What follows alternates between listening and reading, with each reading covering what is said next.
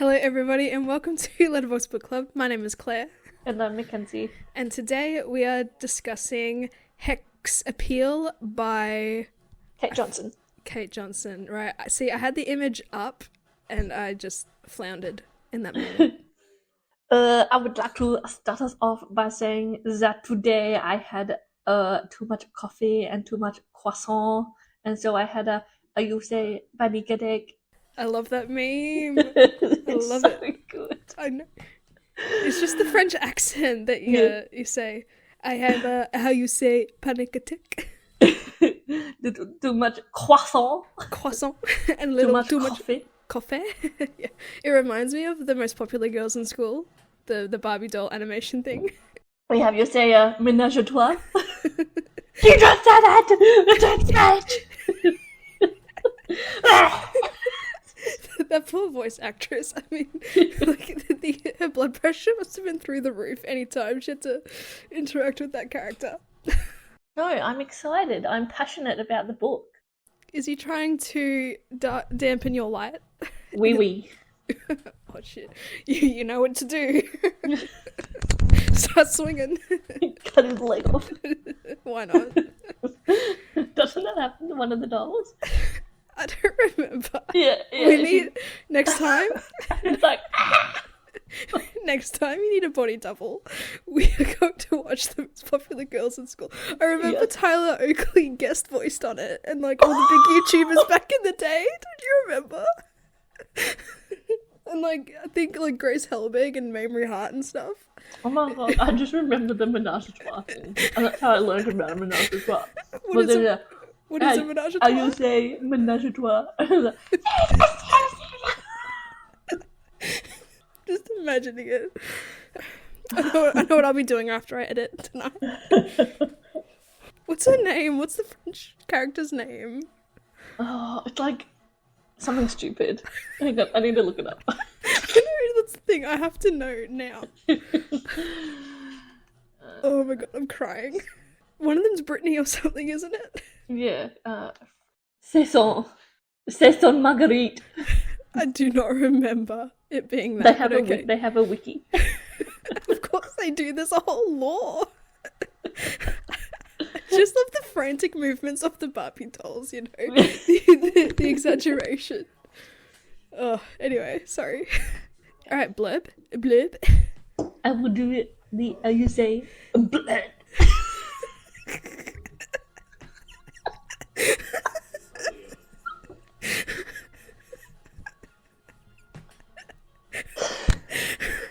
You put your whole blurbussy into that. Also, there's nothing French about this book, everyone. So No, sorry, it just popped into my head. It's the French meme. God damn it. okay. Also, first of all, I was going to say this a little bit later, but when I was reading this, I was like, oh my god, this is like the X-Hex. I'm getting the same like cozy witchy vibes. And then it literally says at the start, like, Encanto meets Hocus Pocus in this perfect witchy rom-com. An absolute must-read if you love Erin Sterling's The X-Hex. Yeah, of course there's going to be similarities. It's just a bunch of hocus pocus. Essie Winterscale lives in a huge and ever-changing house in the village of Goodwinter in deepest, darkest Essex. She lives with various witches of various ages, one of whom is still a bit salty about being hanged in the 1700s, one who keeps accidentally casting fertility spells, and one who knits things that create the future. All Essie ever wanted was to have a normal life, but in the end she found herself drawn back to Beldam House because she can't stop her witchiness, although the ability to instantly chill wine is pretty awesome, even she has to admit. Into this coven of chaos stumbles gorgeous, clueless Josh, their new landlord, and he's just discovered his tenants haven't paid rent since the 1700s. As Josh is drawn further into the lives of the inhabitants of Beldam House, Essie is determined to keep him at broomstick's length. That is, until a family secret, lying hidden for centuries, puts Josh firmly under her spell. ... Cute. Lots of feelings, emotions. I mean, Alright, it wasn't even a contest, but alright. It's a cute book. I enjoyed it as I was reading it. It was great. Almost a little too quirky and too unserious, and it kind of annoyed me a little bit, but I did enjoy it in the moment. Mainly, it's just like the dumbfounded nature of Josh throughout 80% of the book Because, like, at some point, you just gotta, like, you know, you just gotta accept everything and, like, go with the flow.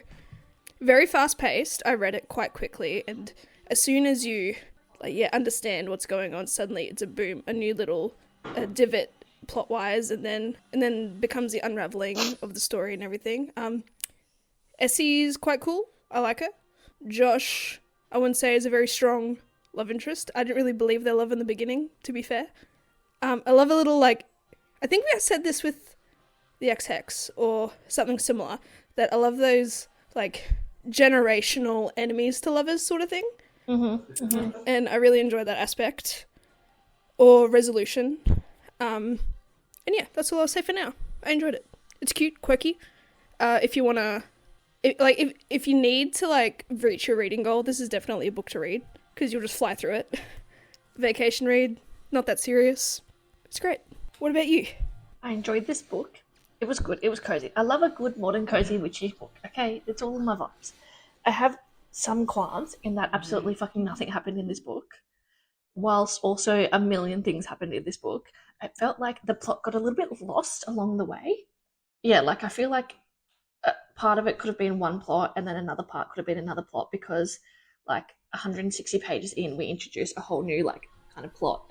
Yeah. And I was like, okay, where did this come from? A lot of things are not explained.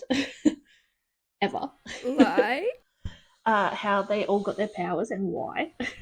Yeah, it's just like... I mean, it's just like witches. It's like, okay. Offhanded, random, like, yeah, we're just witches, and it's just how it is. Yeah, but it's quirky, it's romantic, it's magical, there's, like, funny scenes, it's romantic, there's mystery, it's all the things I like, wrapped up nicely in a little bow, but it was just fell a little bit short for me, but that's okay. And out of all the names we could have picked for the love interest, I don't know why we went with Josh. Yeah, I know. Out of all the cover names, you've got, Maud, you've got Lilith, that's a cool name. You got Essie or Esabeth, and like Blessing, even as a name, that's so cool. And then we just have old white boy American Joshua.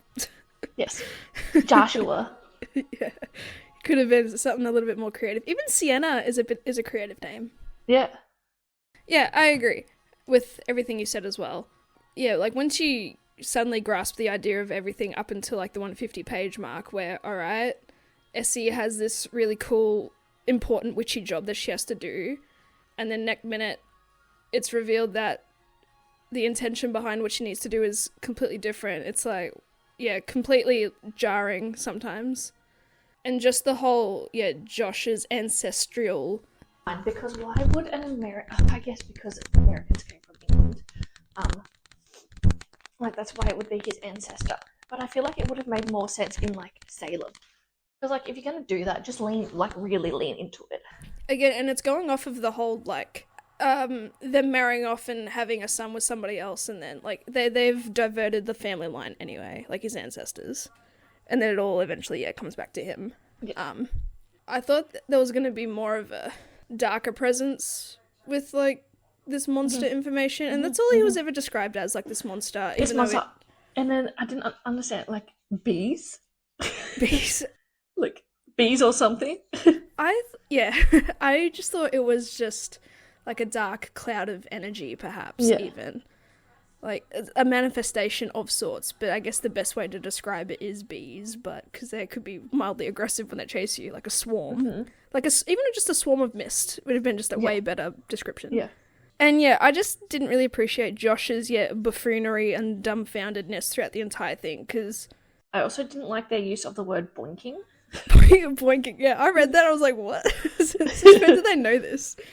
Yeah, because anytime Essie would explain something to him, and he'd just be like, accept it. It was like, oh, okay. But then he never really had any sort of deep sort of thought or understanding to whatever she said. And She's his like, use of the word knickers. Knickers, that's just a British word. They're in I know, London. but, like, I prefer panties over that. Or, like, what do people have against underwear, you know? It's a part of the dialogue times, you know? Yes, I know. Knickerbockers. And I think maybe what got it for me, really, is that they've been living isolated in this perception-spelled house for 300 odd years, or even 400 years. How are they not running a tight ship? in terms of their spell use and like the people that they interact with, because it came across as really bumbly, accident prone. Yes. And I think, for 300 years you're hiding from potential witch hunters and witch finders and stuff, because I'm sure there are still some out there, even though Hopkins was the greatest general of those types of people, you know. I just thought they'd be a bit more like strict in their life, and it was when Essie drank a random potion from Avery and like all her exes like were manifested and rocked up. I'm just like, how does this happen? You know, including old Popsicle Dick. Yeah. I'm just thinking, like, how does this even occur? Like, surely we have more self-preservation and awareness of what's going on with everybody. Like, it just came across as too accident-prone, and that's what kind of made me realize this is too goofy of a book. Yeah, for sure. I definitely agree with that as well. And especially, like, when we're talking about 150 pages in and the plot changes, is when, like, suddenly this time travel plot is introduced. Yes. That was so funny. Sorry. I almost choked. You're the one that's supposed to choke. It's like, what happened to the original plot of the movie? It's like, either make the whole book about time travel or don't include it at all. And then even then it felt really lackluster because they got in and then they get caught back in that old timey-wimey times. And then they quote-unquote succeed. Trap the monster, and then they go off their merry way. Yeah, and then of course it feels too easy. So then when they get back to present day, the monster comes back. And now he's just like a man though. Like now he's not mist and bees. But I do like how the time traveling aspect doesn't have like a real deep consequence to what happens in the future, because there will be events that you cannot interfere with. And we learned that through Essie explaining that Lilith tried to kill Hitler, which is quite funny. And she would go to other events and try and manipulate it, but some events are just meant to be, and I liked that sort of explanation of it, because time travel can get very complex in those types of consequences. So I loved the simplicity of it. Like really, it just added a sense of adventure to the book, which didn't really last very long. And again, I liked the dialogue because they were like in the 1600s, and it's like, oh, fornication, oh, you witch. I enjoyed that. And I thought, the monster would be a more looming threat, because once you thought Essie's job is to bring Winter ahead with her ice magic powers, you think, all right, that's what she needs to be done. And then next minute, it's like, no, there's actually a monster, and it was like almost too fast. And it's like, why should we trust a character like Lilith, who we just met? Yes, exactly. Honestly, Lilith is the one who is very serious about this shit, and I respect her. You know what? Being Essie's mother and everything. Any other qualms? So Essie thinks that she can't have sex because, like, of course, she has ice powers, so she's Elsa. But when she had sex this one time with a guy, she like made him have a dick popsicle when she orgasmed, so she thinks that she can't orgasm. Is that just not like an ice dildo? That is so funny. I know, right? I feel like that would feel good. Anyway, if you're brave enough. Exactly. But then, so when they do have sex and she orgasms and she doesn't turn Josh's dick into a popsicle, instead her orgasm makes the wallpaper flowers bloom. Yeah, it's all about her losing control in the moment. Yes, I understand, but I just feel like that was so on the nose. Like it was so silly look how too. Like beautiful and powerful female pleasure is. It's like, yes, like let's have more of this, but like especially because like, not that she's a virgin, but like virginity is spoken about like, this is your precious flower, like don't go giving away your precious flower or whatever. And then like when she orgasms, like the flowers bloom, it's like, oh, look at that, like sex things. Like it's too on the nose for certain topics. Yeah. Especially with that little kind of side note of Josh and his ex Maya, how she essentially assaulted him while he was asleep. It's like, it's very much, it's giving like, women rape men too, but like I don't think it was really necessary in a book like this, you know? Yeah. That sort of messaging. It just seems too convoluted and too trying to give off the right messages, which I understand, like it needs to be said, but I feel like in a book like this, it was just unnecessary. Josh could have still had a shitty ex, and had that realization and moved on with his life without the rape. And he could have just like suffered differently. Yes, I don't know. I agree. There could have been other things, and then also because there was this whole thing about So like his sister, what is her name? Sienna. Sienna, that's it. I was gonna say Essie. I'm like, that's wrong. Um, Could you imagine? yeah. Sienna is pregnant and doesn't know who the father is, which is fine. But there feels like there's like this kind of like air of shame around this. Like Josh is always kind of like quietly judging her for this, and then also it's never explained because she's like, oh, I don't want to talk about it or something or whatever, or Josh is like, she doesn't want to talk about it, and it's like, that's fine as well, but I wish maybe even if you're going to go down that path, like why couldn't she have had like, it could be like a magical baby or something, like magically conceived. Oh yeah, yeah, fair. It's like it's giving internalized misogyny. And it's also giving like Winter from the Chestnut Springs series, like she wouldn't tell anyone who the father is. And I don't understand like why, but I guess it's probably just another character to be added, and yet it did kind of feel like an air of shame, where she probably chose to be a single mum herself because she has the means and the resources to do so. And I think it just adds, I suppose, another layer of mystery because, you know, especially towards the end of the book where questioning whether or not Josh has magic, and in a way, if Sienna even has a little seed of magic in her, and then even the baby, like there was even a suggestion that maybe Sienna slept with a male witch before or something, and it could be a thing, which, yeah, it's up in the air, but yeah, I don't know. But I do agree with you with that air of shame. Yeah. I was like, why? But also, like, Josh proves time and time again how much he loves and respects her and always wants to protect her, so despite their relationship being relatively new because they only knew of each other for 10 years or whatever, I don't know, there's a specific detail, because they have separate mothers but share a father.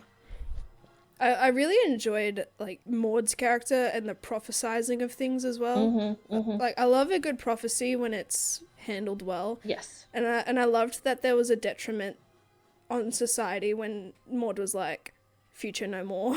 Yes. It really gave impending doom, and I really enjoyed that aspect. Because like I'm like of the belief things come to an end, and like at one point there will be no future.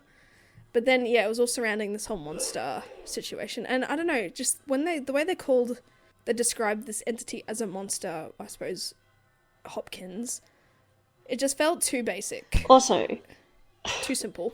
Hopkins. It's like random name generator witch hunter. Like, of course, it's gonna be like Hopkins. Okay.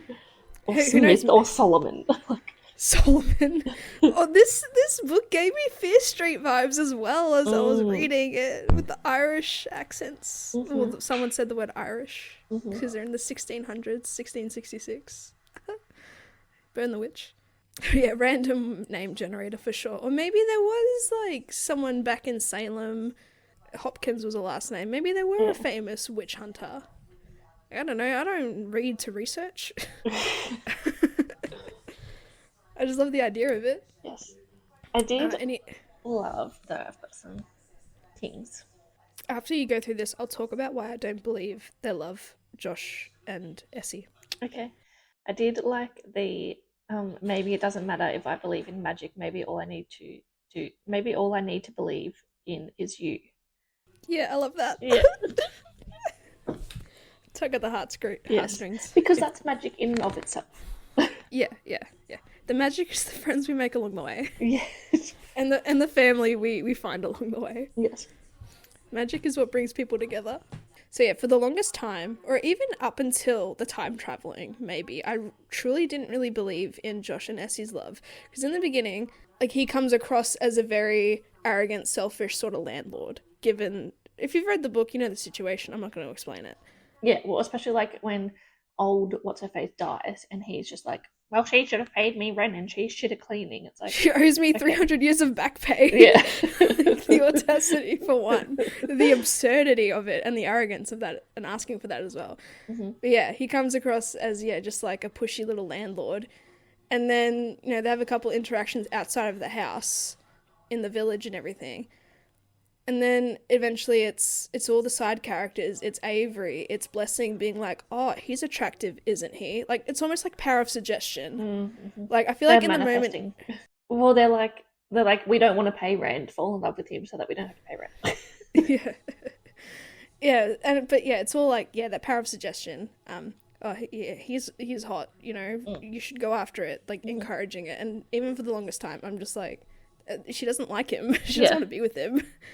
And then obviously they're just forced into all these goofy, wacky Yeah. adventure Well, for situations. me, it was in like the saucy times, or like the tension in the library, because as soon as there's like a magical library scene, like Of course, yeah. yeah, because that It just happened turns sensual. that happened in the XX as well. Oh yeah, I don't know, something about a library, man. Yeah. It gets people going. Hell I yeah. suppose it's the vulnerable space. Yeah. You're just surrounded by a lot of things and you just choose to talk about, I don't know, each other. Not to say that they didn't have, those good conversations and quality moments. It's just really early on, it's how do you push these two to be together to then have those moments, and it's just the side characters being like, go for it.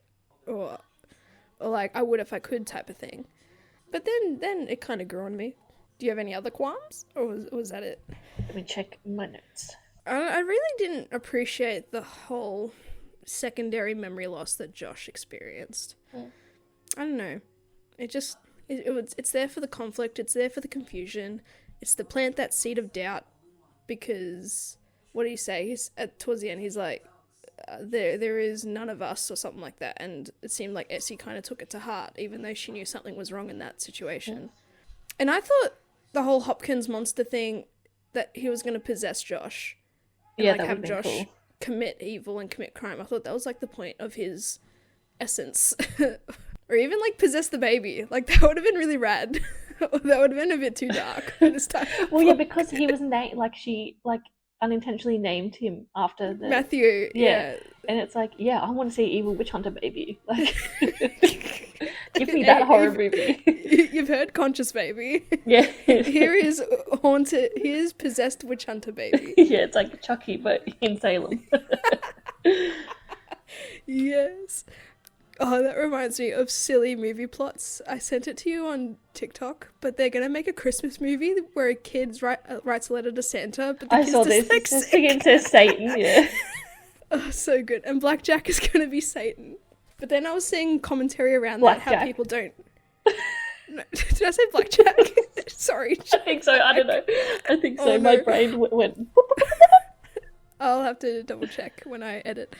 But I saw some commentary being like, it's a bit extreme to have like Satan related to Christmas and Santa and like that wholesome like ceremony, which is fair enough, but like it's so funny. Yes. Everyone has thought of that plot before, but now they're actually doing it. It's great. Now we just need Witch Hunter Chucky baby. Perfect. Let's get on it. Whose dick do I need to suck to get this made? Okay. More qualms. How is the house magical? Why is the house magical? Because they cast the spell. They're witches. They can do things, Kenzie. Okay. And again, it's all about that intent. Like, they all have that intention together. Okay. You should know this, witch. I don't have an ever-changing house. I wish that I did, but anyway. Yeah. Ghost Witch, because why? Ghost Witch is awesome. She just pops up. And then she's just hanging out, literally, in the imagine tree. having your wallpaper blossoming sex. And then, I mean, why not? Hello. I'll come back later then.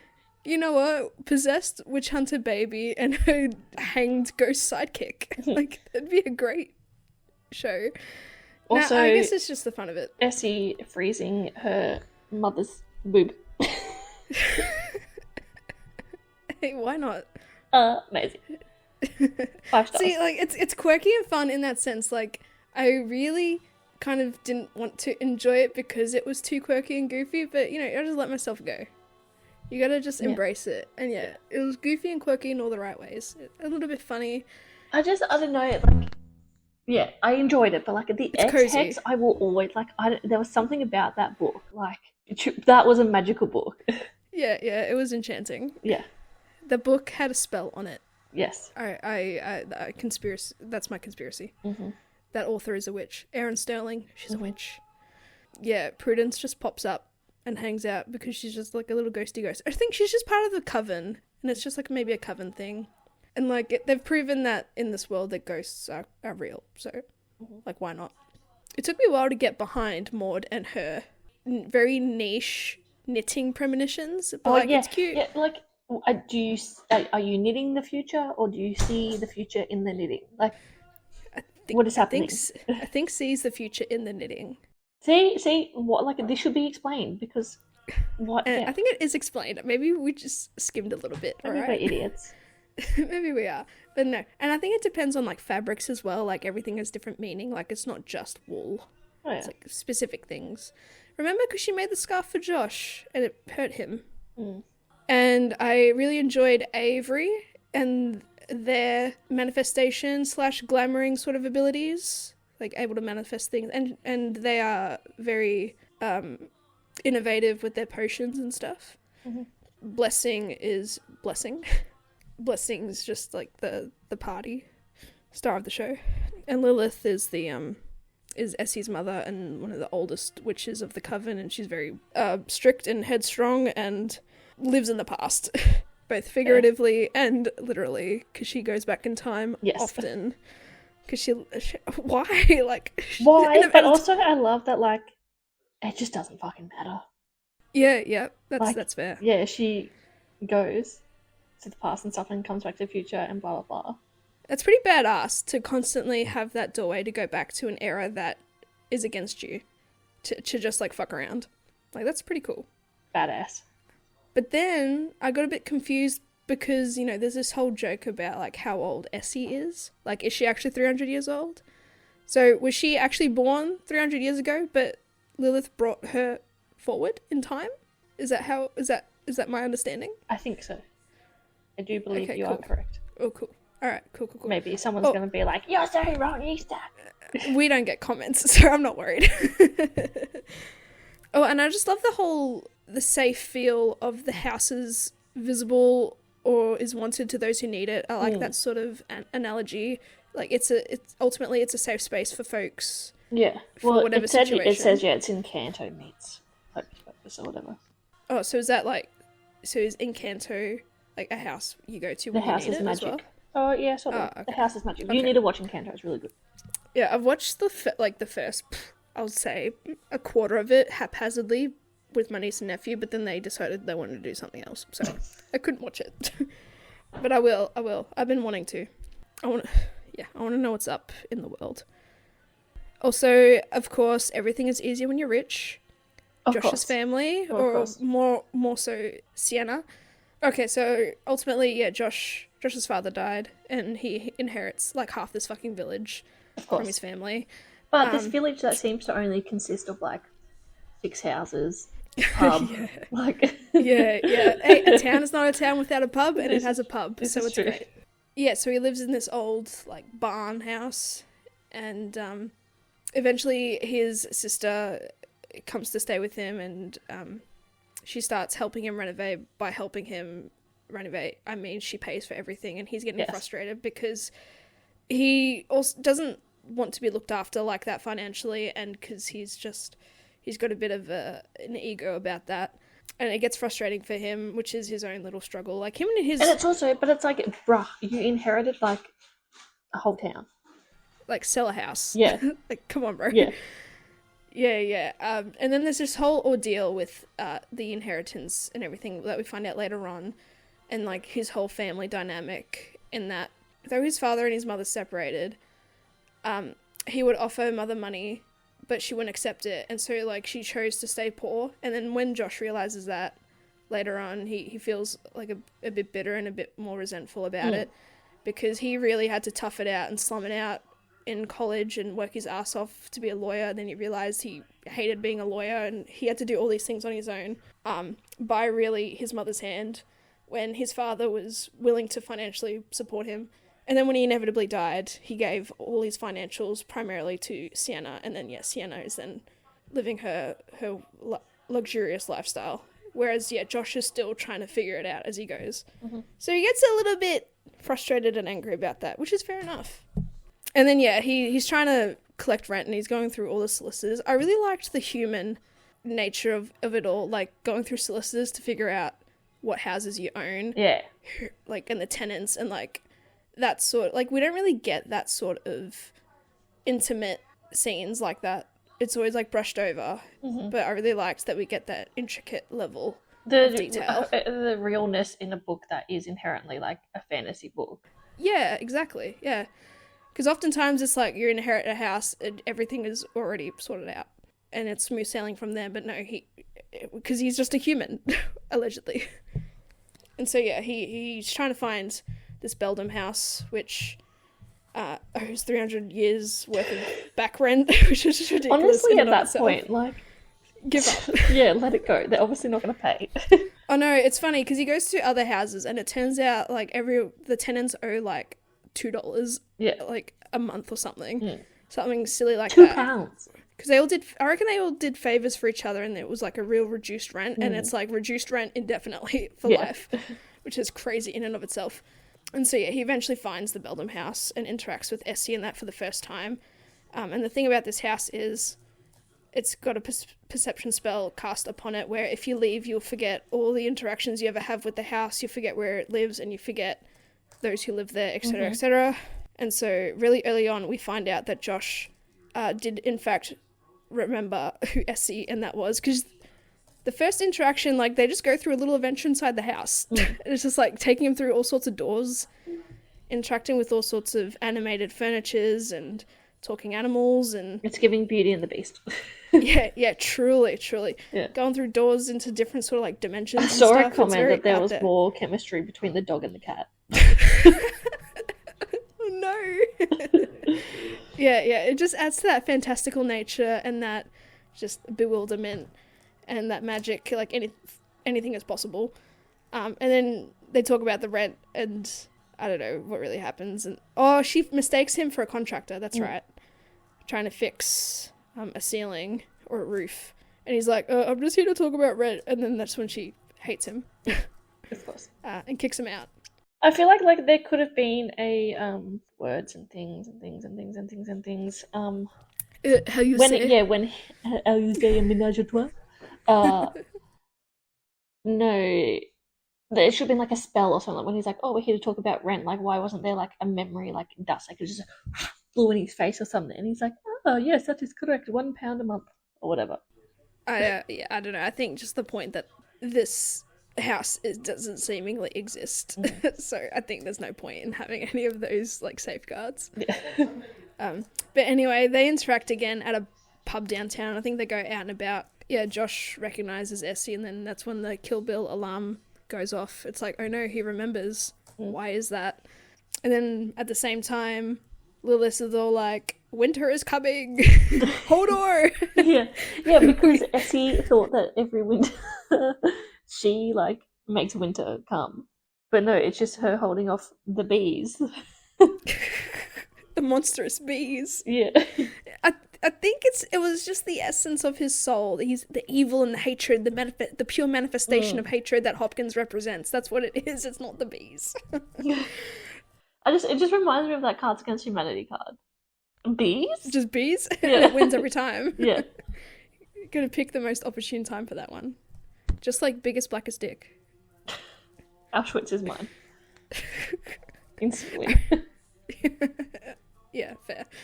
And yeah, for this entire time you think, oh yeah, Essie's job is to just bring back winter. And she like laments about that too because everyone else has full power in the coven and she is just very bit flat about the fact that she has so little power but when she does have full power it's for like one day. Or unless she orgasms apparently and she makes a dick icicle. I think, this is the thing though, because I feel like now that Josh believes in her, that like she can probably have access to her full power. However, I do not like that because that means that you're equating a female's power to a male's affection and validation, which we ain't about that. Oh, here we go. God damn. But yeah, I agree. Maybe it's just how it is. I don't know. It is what it is. Like, yeah, in the meantime, like when she's upset or shows extreme emotions or whatever, like she does manipulate the weather and she makes things cold or this, that, and the other.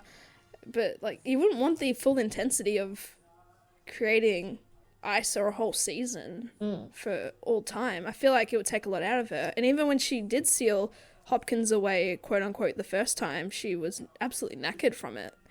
So we wouldn't want to have full possession of that power anyway, I feel.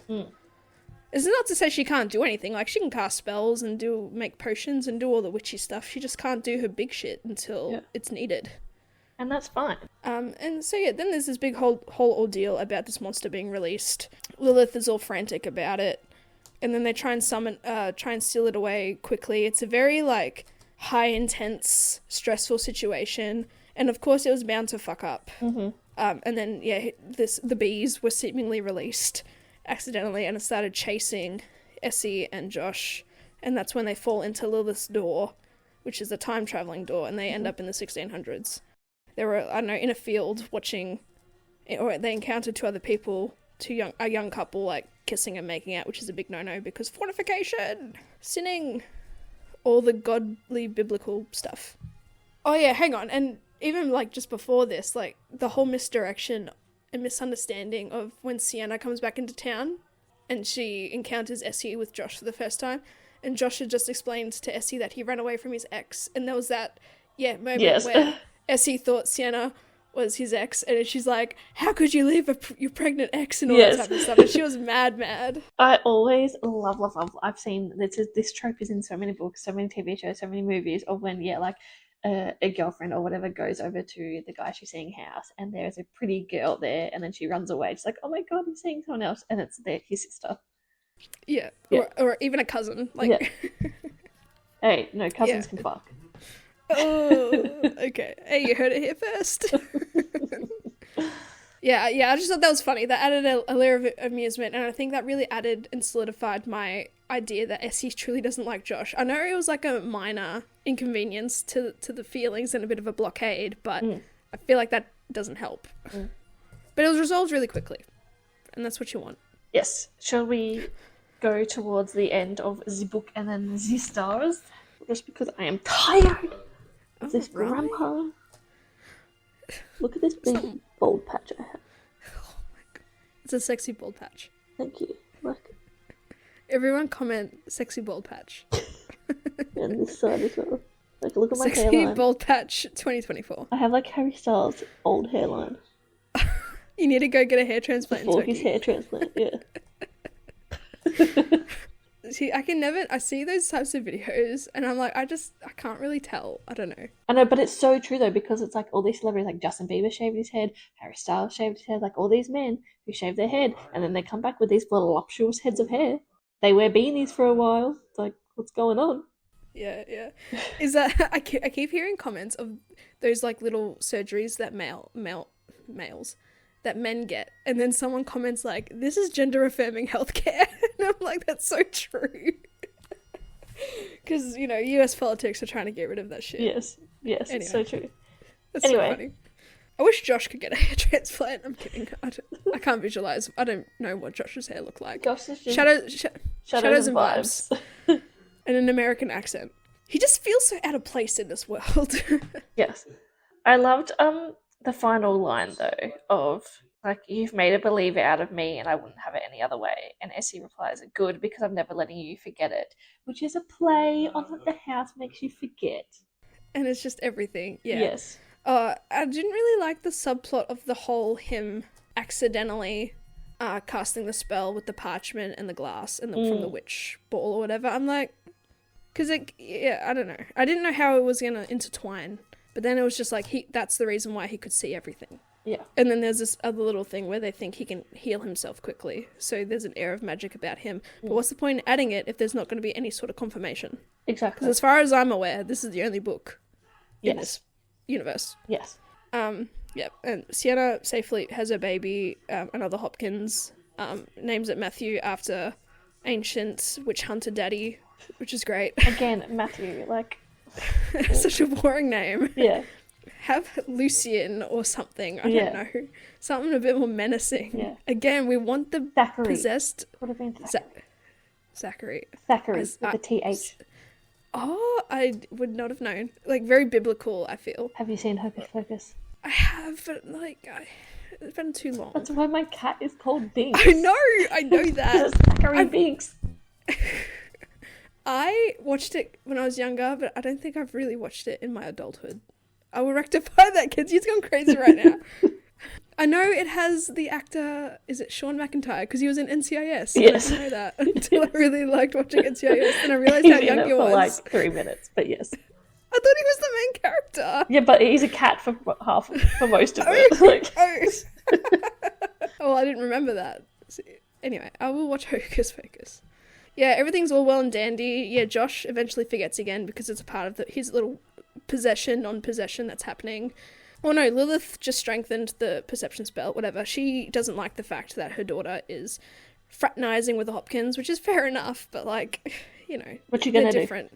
Yeah, what you gonna do? And they all eventually, through the power of friendship and love, they banish Hopkins together. All they needed was friendship and love. Exactly. If only world peace was that easy. Exactly. Yeah, everyone, banished Hopkins together properly. Like, there's this whole ritual spell situation to begin with. And yeah, all as well. There is an implication that perhaps Lilith had another child, which was a bit of tea, a bit of good gossip, but brushed over it. Again, what's the point in adding it if there's only going to be one book? Exactly. Everything's all hunky-dory. Everyone lives happily ever after. The end. It is wrapped up nicely to finish because there isn't going to be another one. And then, yeah, there was just the whole, like, Josh and Essie's relationship develops, and yeah, they have sex for the first time, and then she doesn't finish, and then we have all that anxiety, and then we have the whole Josh being assaulted in his sleep thing, which again I feel like is just like virtue signaling. I didn't think it was really necessary in this type of book. We love potential magical babies. Oh, and what I really loved is just at the very end when... Yes. Okay, wait, you're back. Sorry, you disappeared for a second. What's happening? Oh. I hear the bagpipes. No, I did not hear what you said. Oh, I just said, I really loved that in the end Josh and Sienna sort of made their own spell in order to see the witches, and especially Josh, and given his ancestral history, he's promised not to hurt or hunt witches from here on out, and he wishes to see magic, and that magic cannot control him or hurt him without his consent and all that stuff. Yes, perfect. Which was really cute. And then in the end they propose. He proposes to Sienna, and it's great. No, he proposes to Essie, sorry. I was reading my notes. Wait, why did I write Josh asked Sienna to marry him? No. I meant Essie. Because Maud has, because like premonitions and the prophecies have all come back. The monster is slain. And Slay. And Maud sensed the future that I feel like also just as a joke that Josh is going to propose to Essie, and that obviously comes into fruition. Mm-hmm. And it's all fun. And that it's funny, Essie says that you are a witch finder after all because he found her. Yes, cute. Very cute. If that's not the definition of love and cozy, then I don't know that's what is. That's the antithesis of love. Exactly. Honestly. Get around it. Yeah. Shall we go to the Stars That Listen? The Stars That Listen is a segment we do at the end of our podcast episodes where we find 5-star reviews and 1-star reviews that we love, resonate with, want to fight, hate, all of the above.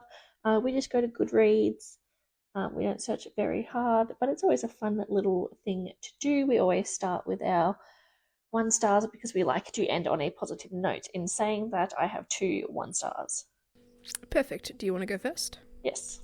Okay. Worst witch smut I've ever read. Who uses the word boinking? Save your eyes. Do not read. DNF at 27%. This was a book selected for one of my book clubs, but I just couldn't get into it and had no desire to pick it up and continue reading. The whole book just felt very cliche and unfortunately it wasn't for me. Fair. I have a paragraph. Yep. DNFing at 32%. Now, it may be just me, but holy crap, I cannot get into this book.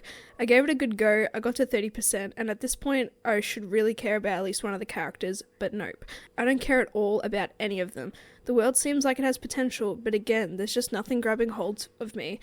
It seems like there should be a romance somewhere in here, but where we've gone so far, it really doesn't pique my interest at all.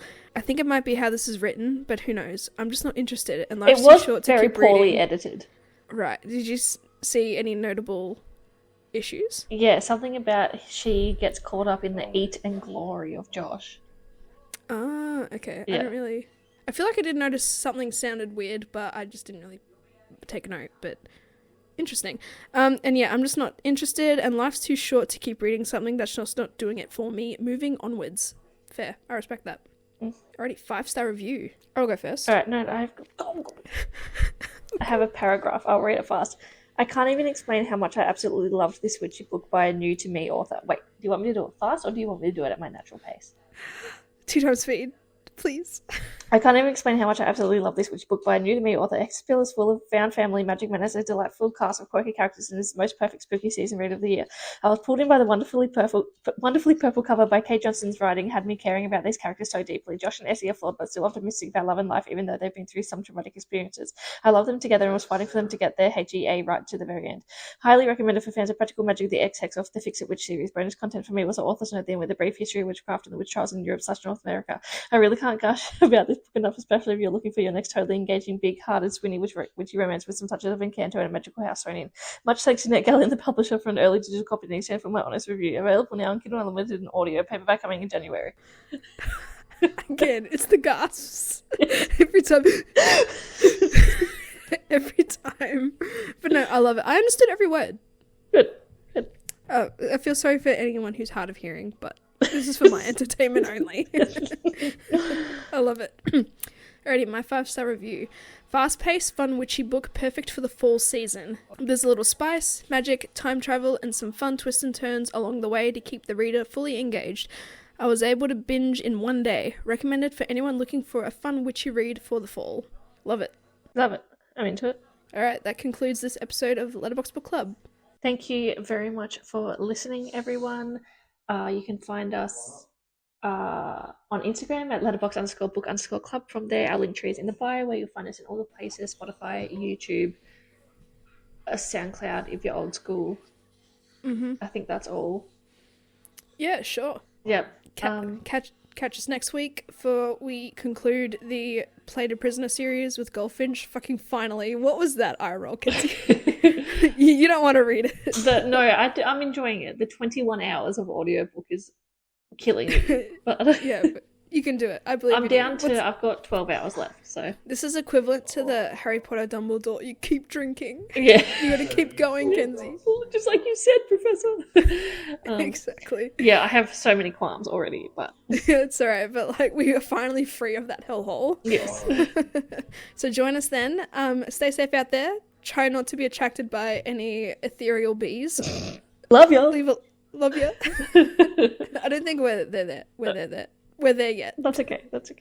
All right. Catch you next week. Bye-bye. All right. Stay safe. Bye.